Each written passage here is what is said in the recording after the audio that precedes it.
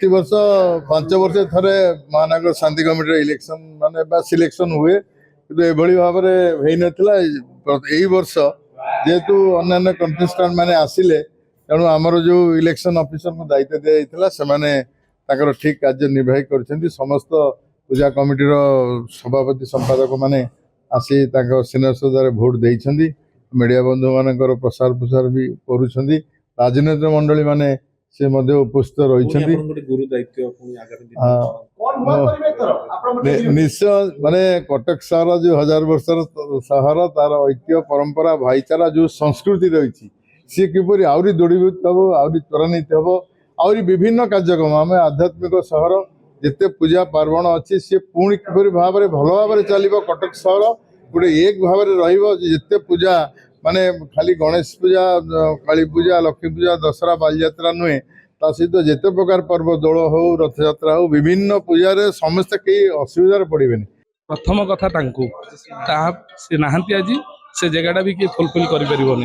आउ दुईटे मुरबी कटक अच्छा से आशीर्वाद बेहरा आउ प्रभात कुमार त्रिपाठी ये 3 जनकर मंग 4 जन थे जे कटक महानगर शांति कमिटी जो पूजा कमिटी अच्छी ताकू जो प्रशासनिक भाव में से जो सम्मान दबार एक कथा समिट स्टार्ट कर दी जाइछंती ता फर फॉर्मेट होगी आसी किंतु बहुत लोक मन रे थेला कि सेटा आज पर्दाफाश है कि एमाने मन खुदी कर दउथले मन खुदी जहाँ को चाहिए ताकू बसैले से विकार दास को काढ़ से देवसाव को काढ़ से कथाटा आज ये सरीगला अबाध निरपेक्ष निर्वाचन है मोर मध्य कौन भाव क्या प्रति व्यक्तिगत भाव में दुर्बलता नथिला तेणु किसी परामर्श थिला आकु रेजिंग ऑफ हैंड रे गोटे कर दिया जाऊ सेटा को मु जमा प्रभावित हेलिनी मोर टीम रे जो माने मुख्य बंधु माने कार्य करिसंती निरपेक्ष भाव में एवं कौन प्रलोभन न रखिकी से माने बहुत परिश्रम करते एवं कटकर सबु राजनीतिक दल नेतृमंडली विशेषकर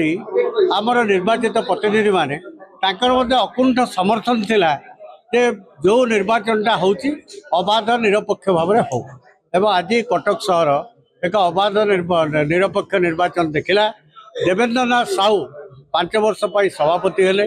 साधारण संपादक भाव में भिखारी दास दायित्व नेले एवं कोषाध्यक्ष भाव में नूतन भाव में नरेश चंद्र साहू रहिले आपर जो नॉमिनेटेड पदवी गुड़िक पूरण हम सेटा निर्वाचन अधिकारी सम्मति से पदवी गुड़िक पूरण हम